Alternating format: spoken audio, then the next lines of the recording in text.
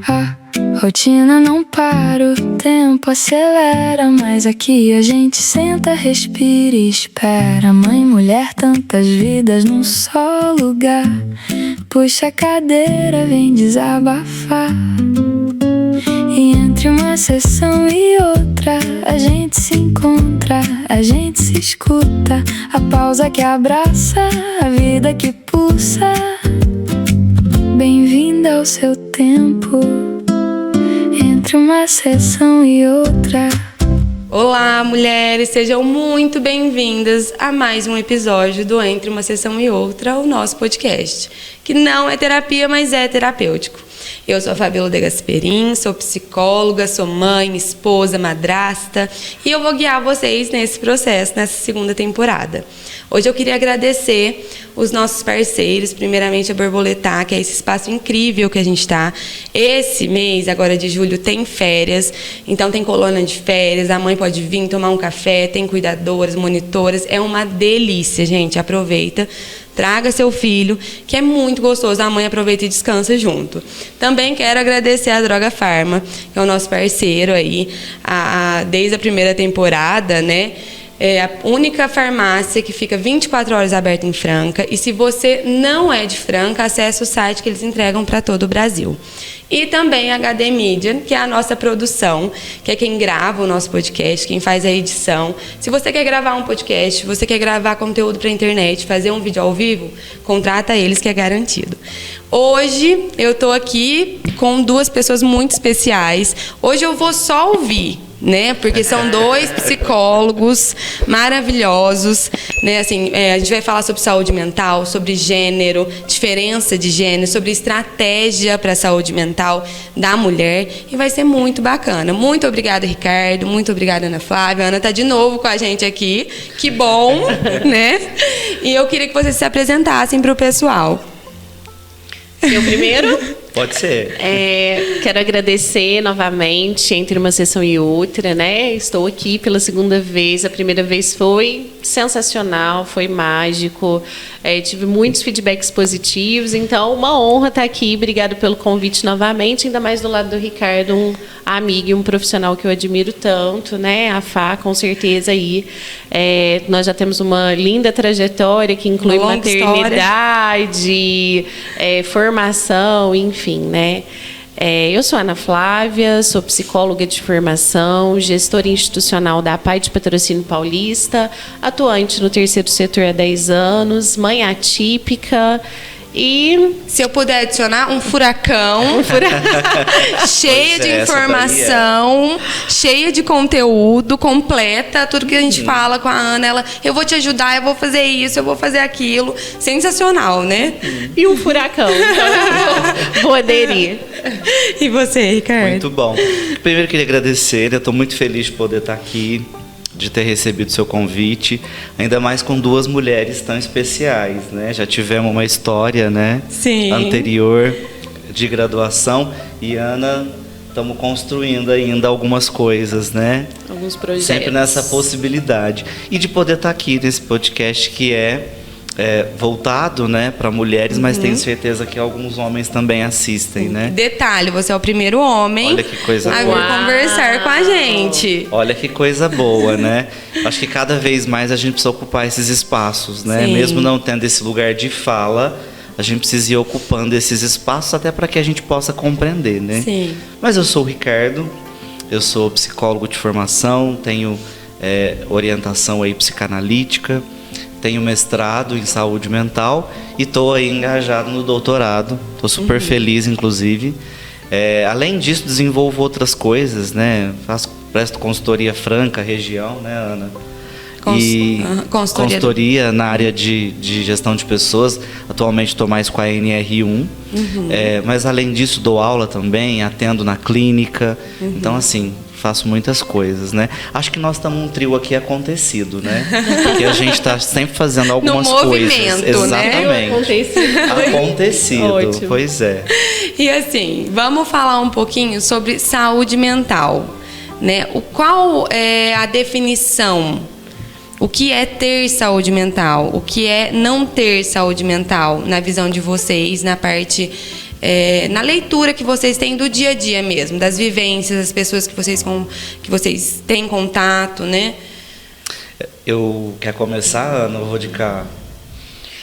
Bom, vamos lá.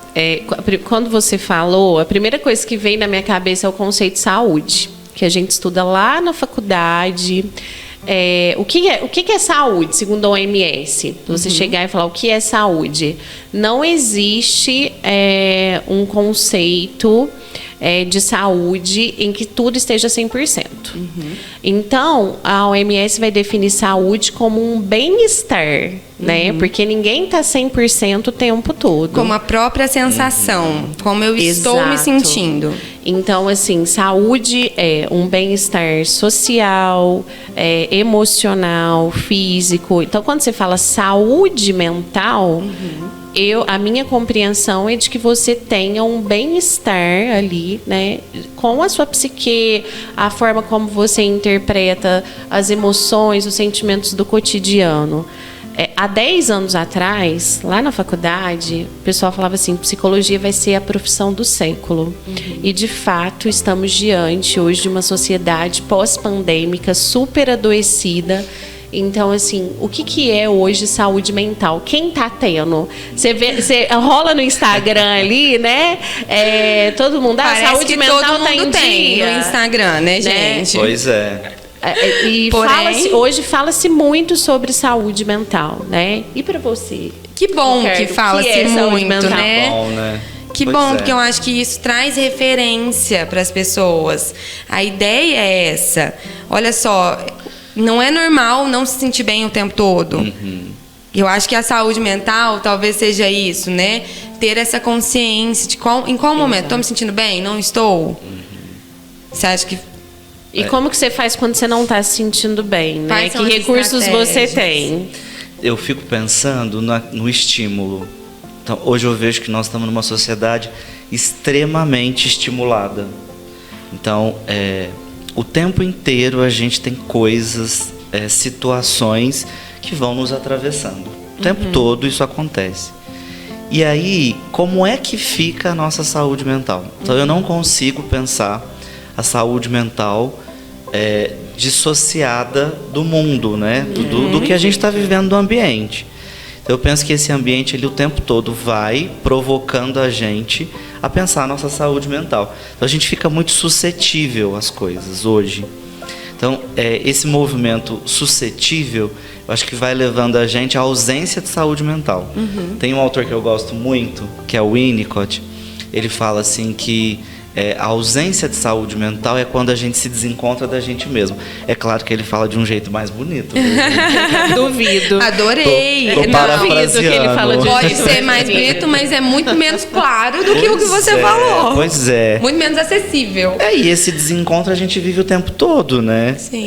Esse desencontro a gente vive. E quando a gente não percebe esse desencontro, eu acho que é aí que está a ausência da saúde mental.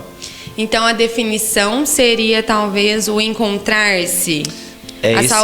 Ter saúde mental é estar talvez voltado para si em alguns aspectos, ter esse equilíbrio. Você sabe, Fabíola, que eu fico pensando assim, né? Que a gente vai crescendo, criança é espontânea, né? Vocês veem isso o tempo todo.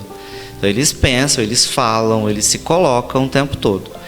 Conforme a gente vai sendo cerceado, a gente vai ficando mais quadradinho. A gente vai sendo limitado moldado. ali, moldado. A gente vai ficando codificado, né? E aí, essa codificação, eu penso que é exatamente a ausência da saúde mental. Porque a gente deixa de ser espontâneo. E você acha que a gente nem percebe? Às vezes a gente é hipnotizado. E que quanto, você falando aí, o que me veio, né? Que quanto menos a gente percebe, mais doente a gente fica. Exatamente. Mais adoecido a gente vai ficando. Adoecido. E a gente não percebe. Então você vai pensar no estresse, né? Eu gosto de pensar no estresse como uma panela de pressão, por exemplo.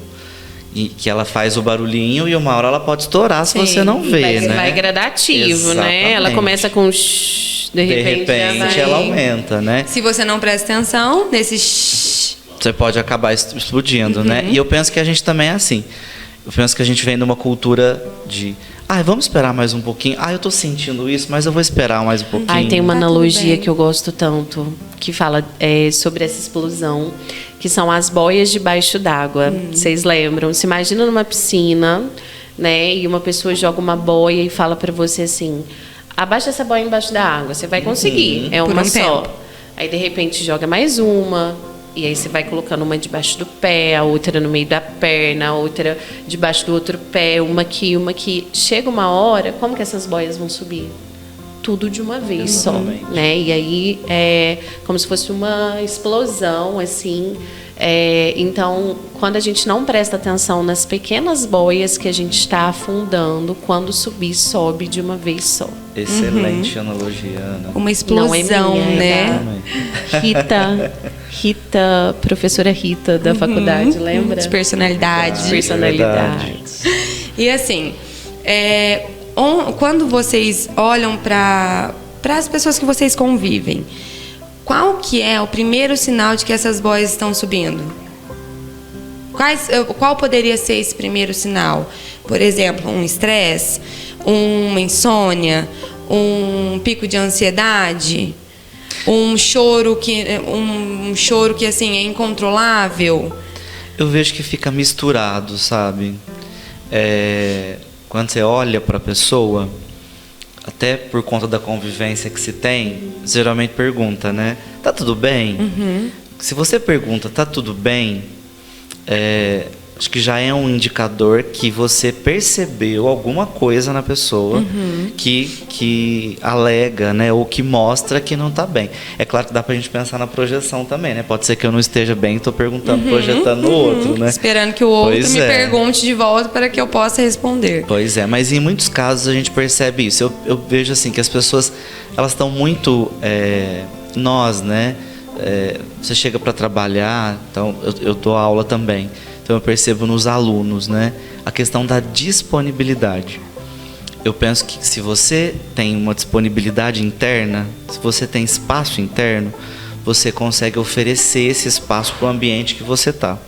Se você não tem, você começa a reclamar, você começa a falar mal, aquilo começa a ficar insuportável para você. Então eu acho que vão dando alguns indícios de que a coisa não está legal nesse sentido. E por que não está disponível? Porque a pessoa está cheia. É muita coisa para resolver. E são muitos estímulos, né? Hoje você falou um pouquinho sobre tecnologia, sobre celular, sobre tudo, né, gente? Informação o tempo todo no Instagram, a vida dos outros o tempo todo no Instagram, comparações, né? Talvez, se a gente pensar nesse início, seja olhar para o que eu penso no dia a dia, para ver se minha boia está subindo. Por exemplo, eu penso mais coisas ruins, eu reclamo mais ou não? Ou eu consigo olhar uma coisa boa nesse processo? Talvez esse seria o início. 15 anos atrás, como é que a gente recebia a comunicação de alguém que está fora? A carta, né? A carta. Então a pessoa escrevia e falava. 15 anos né? já tinha e-mail. Já tinha MSN, hein? Isso aqui. Isso aqui. Isso me faz sentir velha. Pois é. Mas muitas pessoas ainda enviavam cartas, né? Sim. Tá, Eu vamos lembro pensar que uns 30 lá em anos casa atrás, vai as cartas. Era internet de escada, né? Então era De depois escada. da meia-noite para não prejudicar o fluxo, né? É. Então tinha isso, né? Você ficava naquela ânsia, nossa, hoje eu vou entrar na internet depois da meia-noite. Hoje Tinha você espera. você manda uma mensagem e a resposta já é imediata. Então assim, você já precisa receber a resposta imediata. Se você não recebe, aquilo já te gera uma ânsia. Nossa, essa pessoa não gosta de mim. Nossa, a pessoa não viu, a pessoa não me respondeu. E aquilo começa a gerar uma série de incertezas. E aí a gente começa a sofrer. Você começa a sofrer. Então a fantasia, ela não é mais, nossa, eu vou demorar uma semana para fulano me mandar a carta. A gente desaprendeu a esperar. Nossa, mas muito. E as crianças? Demais. Nossa, elas já nascem sem o tempo da espera, né? Mas um pouquinho vai diminuir o tempo da gestação, né?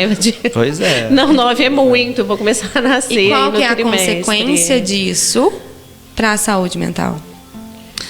Eu Sintonia? Você viu, né? Então, eu vejo que todo esse estímulo, isso de alguma forma vai atravessar a nossa saúde mental, que vai nos deixar doentes, de ficar adoecido por conta dessas questões todas. Então o impacto ele é prejudicial. Agora, quando eu falo isso para você, ao mesmo tempo eu penso, mas como é que você não fica?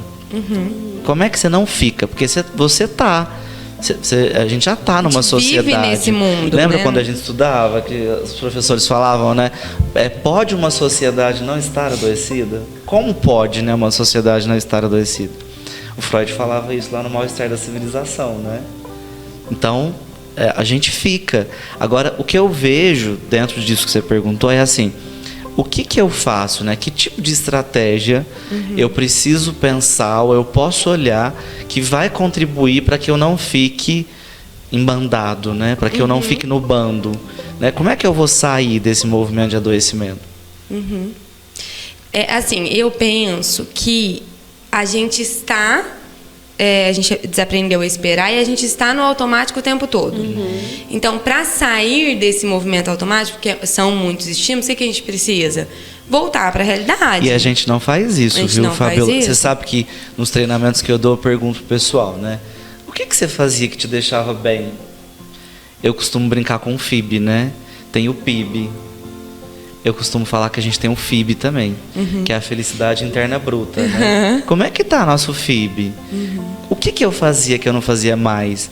Nossa, antigamente eu gostava de fazer crochê e eu parei. E a gente esquece que a gente gostava. A gente não faz. E você acha que assim, ó, essas estratégias, essas atividades são estratégias? Você acha, Ana? Eu acho. O que você gostava de fazer que hoje você não faz mais? Pensando Nossa. na mãe, pensando lá atrás. Muita coisa, né? Pode não parecer, mas eu gostava de esporte, né? Hoje é uma coisa que, nossa, preguiça total de pôr um tênis e fazer alguma coisa, porque a vida vai engolir na vida. Por né? conta do automático, você acha? Por conta do automático. E dos excessos de coisas. Os excessos de tudo. É curioso quando a gente fala de estratégias, né? Porque hoje a gente não está aqui só para falar assim, o que é saúde, qual que é o conceito de saúde, que foi como a gente começou. A saúde não é ausência de doença. Saúde mental. Hoje a gente olha para a saúde mental e tem uma venda de que a gente precisa estar bem o tempo todo, de que a gente tem que estar feliz o tempo todo. Você vê o vídeo de uma pessoa chorando, reclamando, você fala, que pessoa chata, você já pula aquilo ali, que aquilo ali você não quer ver. TikToker, então, você quer consumir coisas felizes para ter uma produção ali de que existe só a felicidade. E não é, né? O equilíbrio ali. Para você ser feliz, você precisa conhecer o que é ser o triste. Para você ter parâmetro, né? Então, assim... voltando assim para o que é conceito, né? O que é saúde mental, o que é saúde... E o que a gente faz frente ao adoecimento? Vocês trouxeram coisas importantes. Olhar para si. E quando a pessoa não tem condições de se reconhecer? Porque esse é o nível mais agravado e mais comum de um adoecimento. É quando a pessoa não se percebe. E aí, a dificuldade da atualidade é que nós estamos tão assim, ou tão assim, que nós não estamos olhando para o lado. E quando você pergunta para a pessoa assim, você está bem? Às vezes é só um protocolo que você não quer escutar, que ela não está bem, tá? Porque você não quer ver a pessoa chorando, você não quer ver o vídeo da pessoa chorando. A criança chega com você com uma demanda de não chora não, tá tudo bem, vai ficar tudo bem. Então, assim, a gente não tem se permitido viver um pouquinho daquela tristeza pra gente conhecer, porque a gente precisa conhecer. Filme Divertidamente, gente. Então, vamos lá. Emoções. Filme Divertidamente. A tristeza é necessária. A frustração é necessária. Você estava falando isso e eu fiquei pensando, né? Quando a gente fala de emoções, as pessoas muitas vezes não querem sentir medo, tristeza, raiva, amor, alegria, né? Às vezes, e na verdade, para mim, no que assim eu entendo, é que todas são necessárias, só que de forma equilibrada. Se é uma pessoa que tem muito medo, de forma desequilibrada, em excesso, ela vai travar, patológico. ela vai procrastinar. Se é uma pessoa que tem pouca raiva, ela não vai se movimentar, porque a raiva movimenta. Precisa ser equilibrado. Se ela tiver muita raiva, ela vai explodir. Exato. Né? Muita alegria, ela não vai ver as coisas ruins, ela vai ver numa fantasia. Até a alegria e o amor em excesso também são prejudiciais. É patológico. Não O Gilberto Safra fala isso. Eu não sei nem se eu falei isso no outro episódio, né? Mas eu gosto muito que o Safra fala: o prazer só é prazer porque ele é finito, porque ele acaba. Do contrário, vira tortura ou compulsão. Então, né, você gosta muito de chocolate, mas vai comer chocolate almoço, janta, café da manhã, isso vira uma tortura. E aí é onde entra a questão dos vícios. Mas voltando ali um pouquinho sobre o estar assim, né? Então, tem um ponto quando você tem a capacidade de autorreflexão, que é você se perceber assim. Eu estava assim outro dia, eu falei assim, opa, tem alguma coisa errada aqui, parece que eu não estou bem, não estou sentindo prazer em brincar com as crianças, parece que eu estou sempre cansada, tem alguma coisa errada. Eu tive condições de perceber. Porque você tem naquele repertório. momento. Que é aquilo Tive que você condições. trouxe na outra... Eu tenho um ponto ali, o repertório, né? Que é assim, opa, eu não sou assim, eu soube me reconhecer, né? E me tornando como parâmetro e ponto de partida, eu pude reconhecer que aquela não sou eu. Vamos buscar ajuda, vamos conversar com o marido, vamos procurar, né, psiquiatra, uma terapia, vamos ver como é que tá. Aí eu tenho as minhas estratégias que eu já conheço, que aquilo vai me melhorar, né? Que aquilo vai me impulsionar. Só que tem um outro nível de adoecimento, e é muito comum em mulheres, por isso que as mulheres deprimem, né? Homem também deprime, tá? Mas assim, que não vai se reconhecendo, vai embotando e não consegue sair, porque a pessoa não se reconhece. E às vezes, essa falta de relação atual, porque hoje as pessoas estão muito focadas no aqui e no agora, né? Vamos amarrar aqui tudo que a gente dialogou. Então, tá tão focado no aqui e no agora, no que eu faço, na minha agenda que eu tenho que cumprir, que você não está percebendo o outro. E às vezes o outro precisa que você tire ele daquele lugar e que fale assim, ó, eu vou com você. Eu vou te levar no médico. Ó, vamos lá. Você não tá coletivo. Bem. É o coletivo. Você que trabalha com gestão deve perceber e viver isso o tempo todo, né? Exatamente. E um indicativo que você perguntou, que a gente ia falar junto, para mim é mudança de comportamento.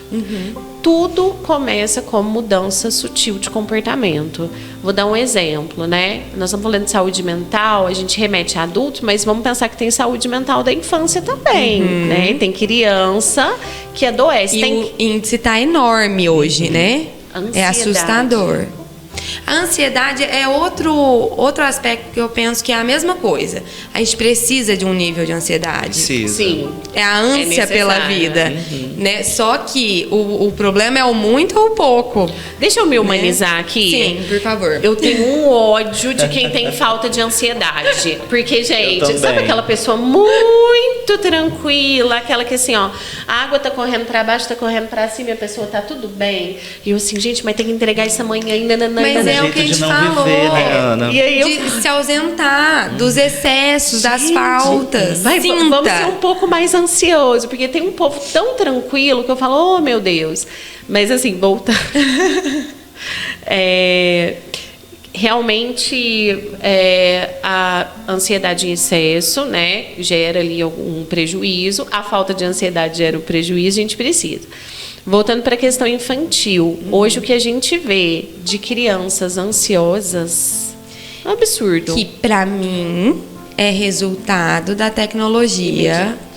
Do imediatismo. Do agora. Antigamente a gente ia assistir TV, tinha o horário que passava, tinha o intervalo que a gente tinha que esperar. Não tinha? A gente ia ver o desenho. A gente deitava 5 horas da tarde ali pra ver o desenho. Tinha que esperar, tinha intervalo. Hoje não. Vamos pular anúncio, né? Paga pra não ter anúncio.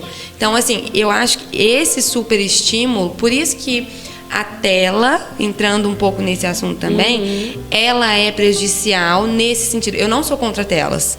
Meus nem filhos, tem como ser, nem tem gente, como hoje em dia. Meus filhos usam. Só que eu acho que o excesso e o tempo ilimitado e o conteúdo que prejudica. É isso, eles não saberem... Ó, tem anúncio, eles já ficam assim, maluco. Pula. Não, gente, vamos esperar o anúncio. Por fim, eles estão até decorando as musiquinhas lá, né? Dos anúncios.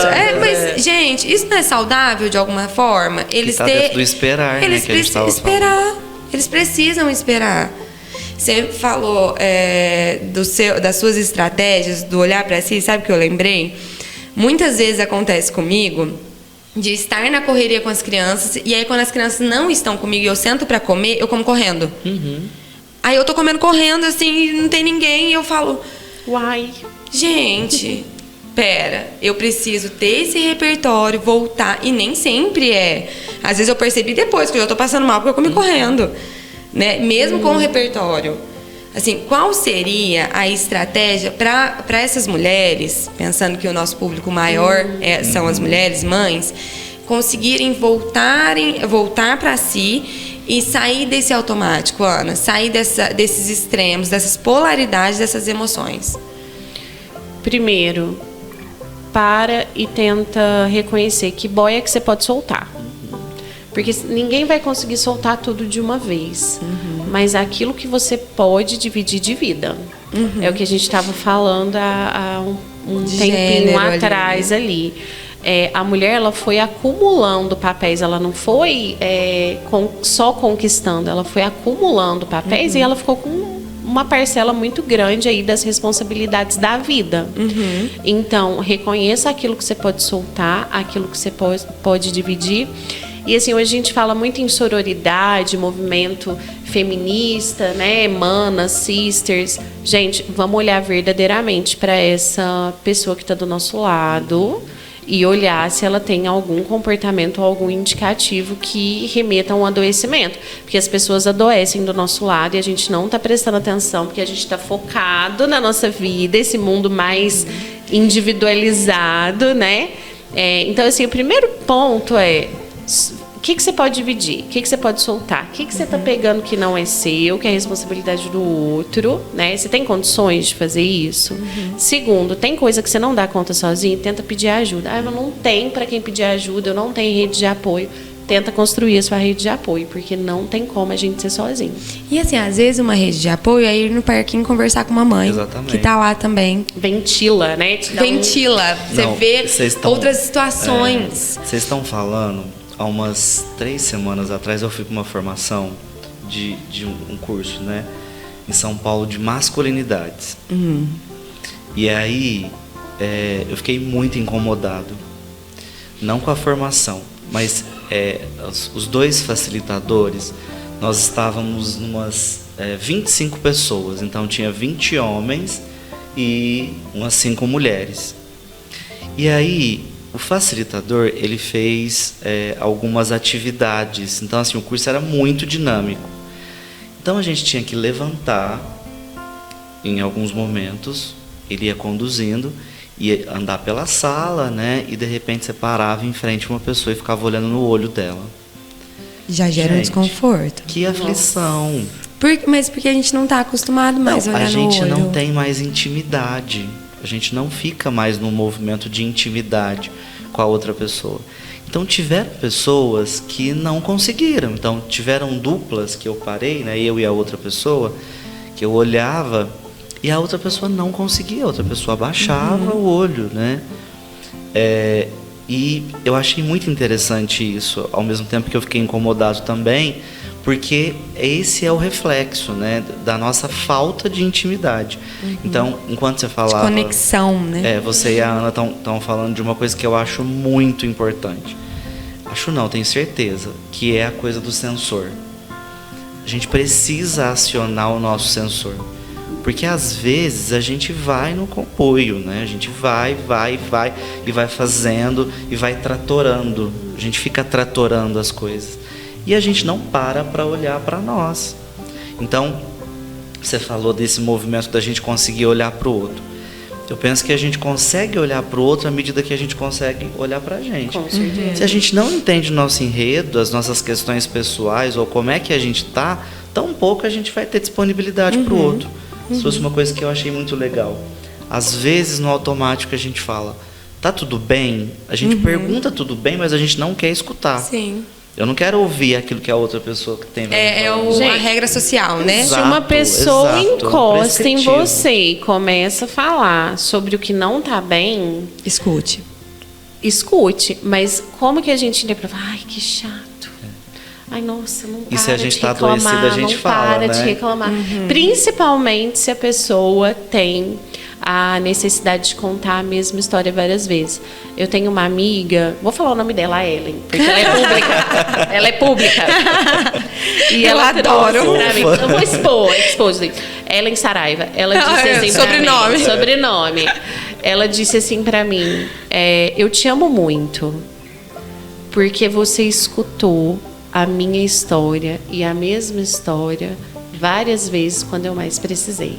E ela precisava sentar toda semana e contar a mesma história. Só que eu tava pronta para ouvir porque eu tava bem para ouvir. Se eu não estivesse, talvez não teria tido esse mesmo sentido, né? E assim, ela se Dá vontade de comunicar com você, ela ir curando nela. Mesmo, né? Ela ir curando nela um pouquinho por vez essa história, não é? Aí a gente entra naquilo da importância de... Eu acho que uma das principais estratégias, para mim, é a comunicação. É o encontrar uma rede segura. Não as IAs, gente, pelo amor de Deus, porque exatamente. vai adoecer. Mas assim, encontrar uma pessoa... Às vezes, chegar e comunicar, falar pro marido: eu só quero que você me escute, não me dá a sua opinião. Porque às vezes vai ter um conflito de opinião. Homem é muito assim, né? Você chega e fala assim: nossa, hoje eu briguei com a fulana. Para de falar com ela. Tipo assim, eles são assim, né? E eu vejo Tá dentro do papel, objetivo. né? Que tá dentro do papel. Sim. Que a gente até falou disso, né? Existe um papel que é prescritivo, né? Do homem e da mulher. Então, o homem é aquele que é provedor, que leva o dinheiro para casa, enfim, né? Cultural. E a mulher é aquela do afeto que vai educar os filhos. Isso está mudando muito, mas ainda assim é cultural. Sim. O que o homem faz numa situação dessa? Para de falar com ela. É objetivo, é prático. É prático. Né? Quem quer a emoção? A mulher, A né? mulher. Isso tem mudado, ainda bem, né, gente? Mas ainda assim, Ainda tem uma bem, força porém, muito grande. Depende. Porém, depende. Porque aí eu acho que sobrecarrega a mulher. Assim, por isso que, com as minhas pacientes, o que eu percebo? Às vezes elas falam: eu só queria desabafar e ele não me escutou. E ele mandou eu largar essa amizade. Acontece muito. Eu falo: mas você avisou que você só queria desabafar? Não, né? Não, Exato. porque às vezes a gente só quer falar. E se você posicionar isso, a pessoa vai estar mais preparada. Porque às vezes ela a gente vai não entender ataca, o seu comando. né, Fabiola, onde precisa atacar. Então, numa situação Exatamente. como essa, que bom que você pode trazer um homem para estar aqui num Sim, podcast que é sim. direcionado, né? Porque a gente precisa ter esses espaços de falar dessas transformações que vão acontecendo. A gente não sabe como é que vai estar daqui a 5 anos.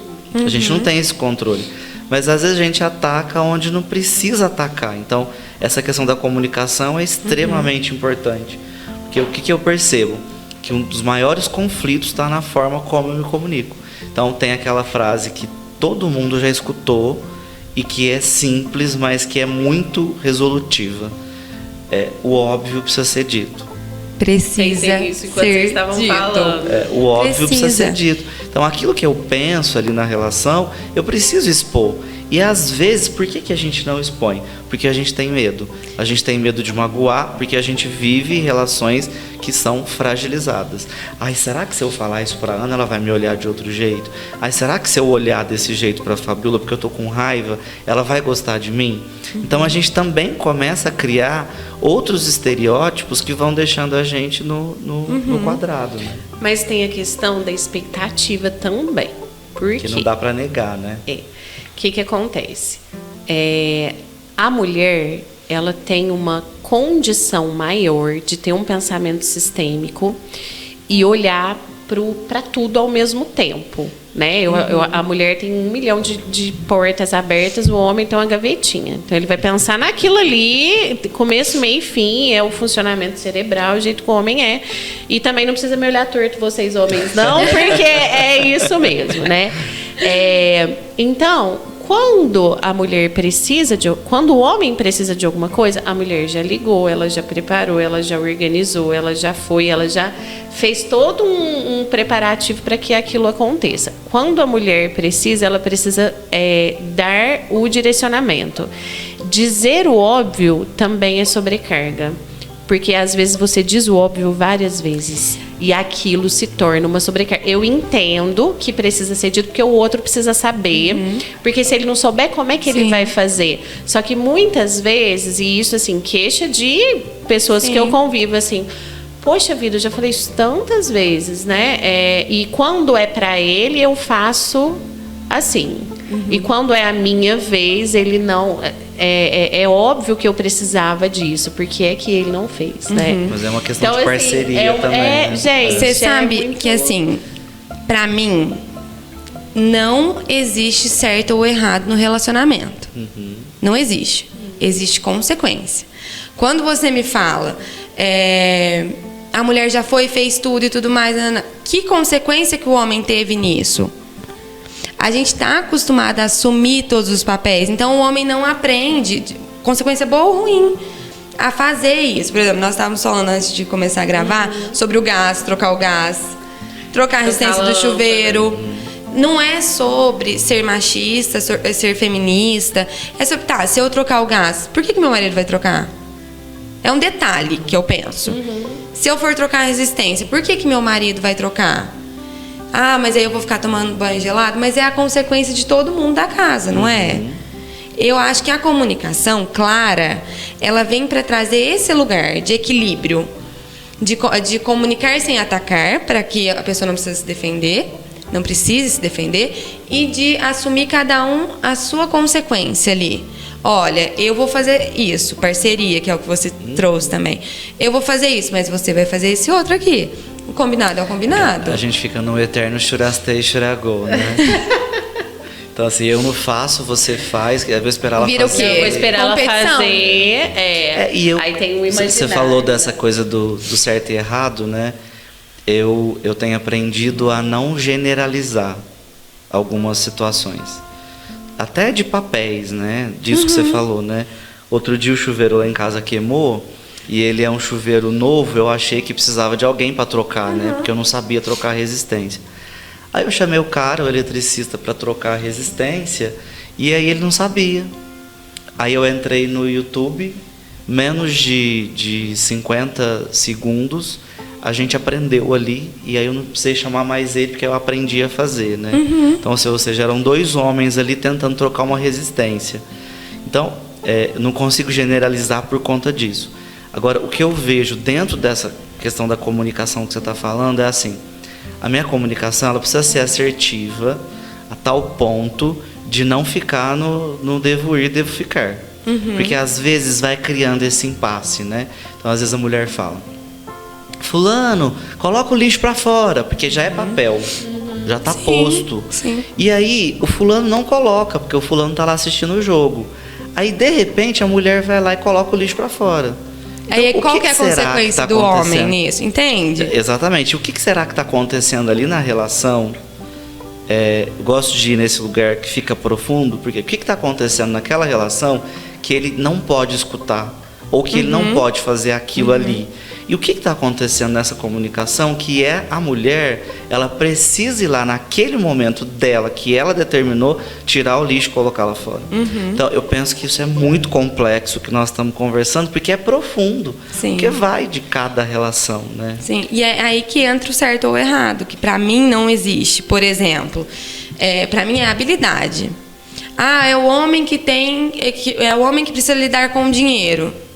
Às vezes eu tenho mais facilidade. Exatamente. Se é numa conversa que a gente vai lidar com isso. Bom, eu tenho mais facilidade para lavar as roupas. Mas o meu marido, ele tem mais facilidade para lavar a louça. Entende? Que a habilidade, não existe certo. Mas é errado o marido. Não, gente, não é errado.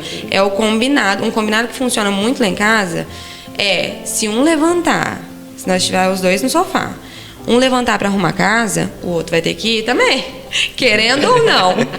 Então a gente fica assim, quando um chega, eu chego, meu marido não ia funcionar nem lá em casa super funciona. Porque a gente já sai chato. Ai, às vezes ele vai começar a fazer as coisas, eu fico, meu Deus, queria só ficar deitada. Mas é o combinado.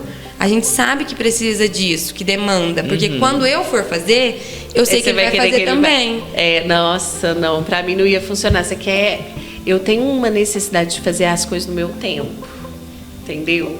Não me tira do meu tempo, não. Então, isso é autoconhecimento. E aí, é ótimo. Às vezes o Danilo começa a fuçar, né? Eu só olho pra ele e falo assim, ó, não conte comigo hoje, né? E ele também, né? Outro dia eu tava lá super empolgada, né? Limpando, arrumando, e ele falou assim, ó, não conta comigo hoje não. Eu falei, beleza. Funciona. Mas é a parceria, porque funciona. Não é só você, é o 50-50. É o 50-50. Mas, assim, a questão da expectativa é cuidado com a sua expectativa, né? Então, a conclusão era cuidado com aquilo que você acha que o outro tem que fazer por você. E aí entra a comunicação clara, assertiva. Clara. Então, às vezes, a gente coloca muita expectativa de que porque a gente faz, o outro tem que fazer também, né? Sabe o que eu tô sentindo falta? A gente falar das estratégias, né? E a gente falou muito de conceito, mas a gente realmente não trouxe estratégias, né? Pra falar de saúde mental da mulher, mas saúde mental como um contexto geral, assim, né? Eu acho que um pouco do que a gente falou reflete algumas estratégias, né? Comunicação, autoconhecimento, rede de apoio, né? Olhar para si, Parceria. sair do automático, né? O que vocês acham assim que seria essencial para a mulher hoje, para essa mulher que nem sabe que está sem saúde mental, para ela descobrir que ela precisa, para ela estar escutando a gente falar, opa, eu faço isso, então talvez eu precise desse apoio, dessa ajuda, de olhar para mim. Esse já é um índice para mim de que a mulher já está podendo cuidar da sua saúde mental. Quando ela fala, opa, esse opa já é um sinalizador, já é um indicador, já é um marcador. Vamos fazer um exercício às mulheres que estão assistindo. Olhe para a sua rede de mulheres. Escolha 5 mulheres com quem você convive. Então vamos para a parte prática. Como é que essas mulheres estão? Como é que você está percebendo essas mulheres? Alguém precisa de você? Manda uma mensagem perguntando como é que você está verdadeiramente hoje? Né? E isso é um pontapé. Torne isso um exercício de dialogar com pessoas que você convive, com mulheres que você convive, de tentar entender. Porque aí a recíproca vai ser verdadeira, você vai ter espaço também. Então ali você já construiu um leque para canalizar ali, né? Para ventilar um pouquinho das demandas do dia a dia. Em relação... Você está falando também de estabelecer parceria, né? E você sabe... Quando você manda mensagem, está dentro da sua proposta, você está estabelecendo parceria de poder escutar, mas de também poder ser ouvido, né? E assim, ó, essas 5 mulheres, elas não dizem algo sobre mim? Sim. Porque são as pessoas que estão... A hora que você fala, eu pensei... Relaciona. Porque a gente já vai ter uma noção de como eu estou. Se eu fosse mandar hoje, eu sei certinho quem seriam as 5 mulheres. E o que elas diriam sobre o que elas você. representam para mim. Né? Então, a gente tem que construir uma rede de proteção de saúde mental feminina. Né? Eu gosto muito de citar o exemplo da APAI, que é a instituição que eu trabalho, em Patrocínio Paulista. A APAI hoje tem 150 funcionários. Uau. Desde 150, 140 são mulheres. E todas as coordenadoras são a gestão é inteiramente feminina. Dentro da APAI nós temos, dessas 140 mulheres, muitas mães atípicas, muitas mães solo. E quando eu olho para isso, eu vejo que a lei trabalhista me traz que essa mãe ela pode sair uma vez ao ano para levar o filho ao médico. Que raio de criança que adoece uma vez por ano? Me explica? Gente. Eu, enquanto gestão, me coube negociar junto com a diretoria a possibilidade de abrir para essas mulheres levarem mais vezes os filhos ao médico sem ter um desconto, né? Tornar válido o atestado de acompanhante. Então, a gente foi tentando dentro de uma diretoria feminina e de uma liderança feminina, junto com o Ricardo, que participa de um projeto de saúde mental para os colaboradores da APAE, com a NR1, construir possibilidades para tornar o ambiente de trabalho menos mais humano, né? Isso sim E eu vejo que dentro da APAE a gente tem uma rede feminina muito potente, muito forte. Tem alianças muito poderosas ali dentro de mulheres que apoiam mulheres. Então eu vejo ali que tem mães solos e mães atípicas solos que não tem uma rede familiar, mas tem dentro do trabalho.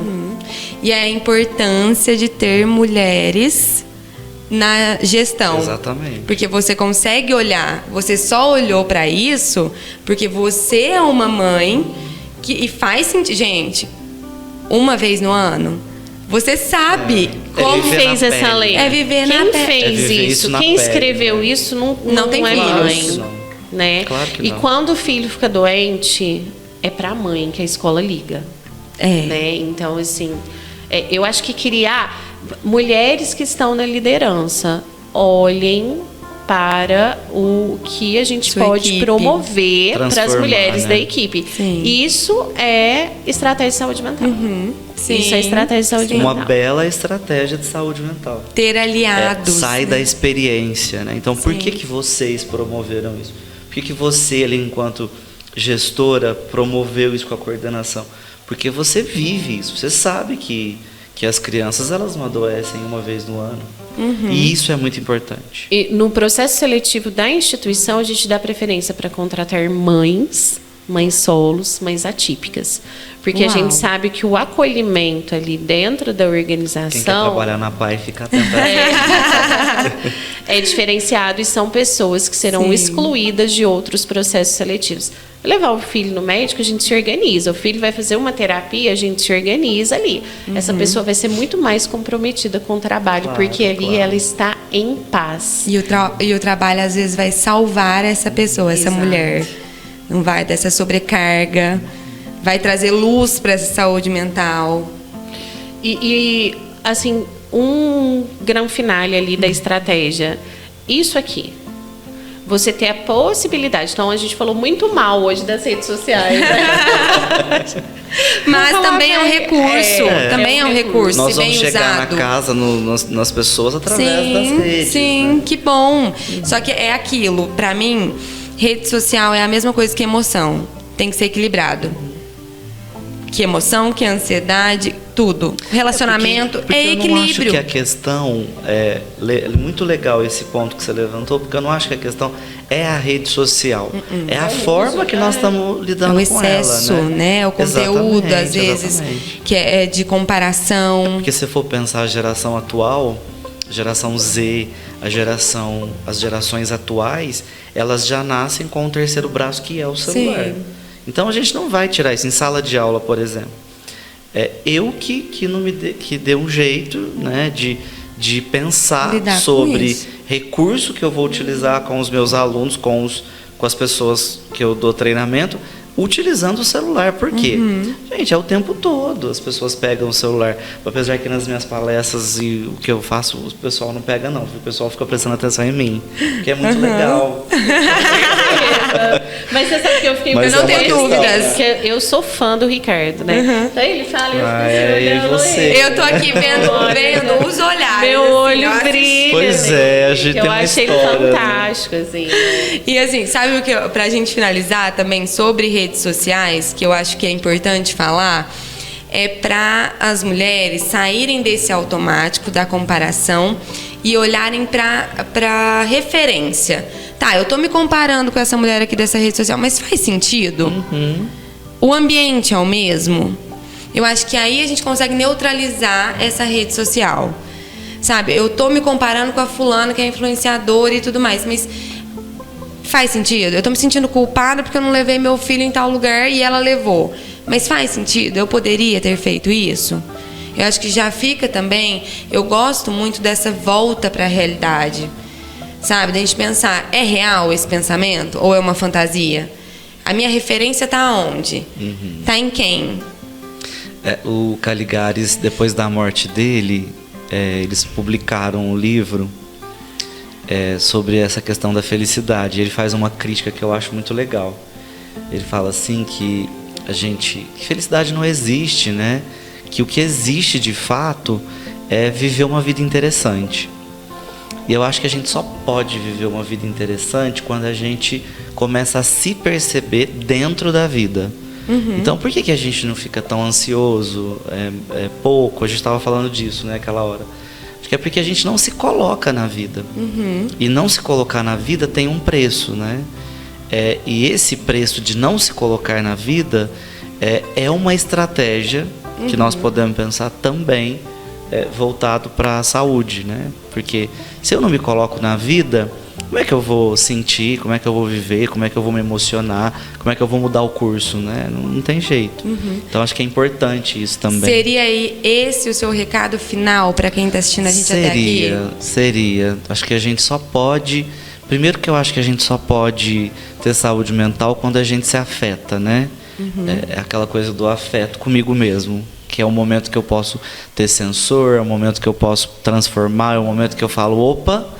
E depois disso são buscar as parcerias, as redes, a terapia, enfim, né? O que não é prejudicial, o que contribui. E eu acho que a gente pode ser melhor sempre do que a gente está sendo, sabe? Acho que a gente pode buscar sempre versões legais, assim, de nós mesmos. Eu acredito muito uma nisso. Vida boa. Eu fico mais no instinto de vida, sabe? Uma coisa mais de que a vida é para frente, sabe?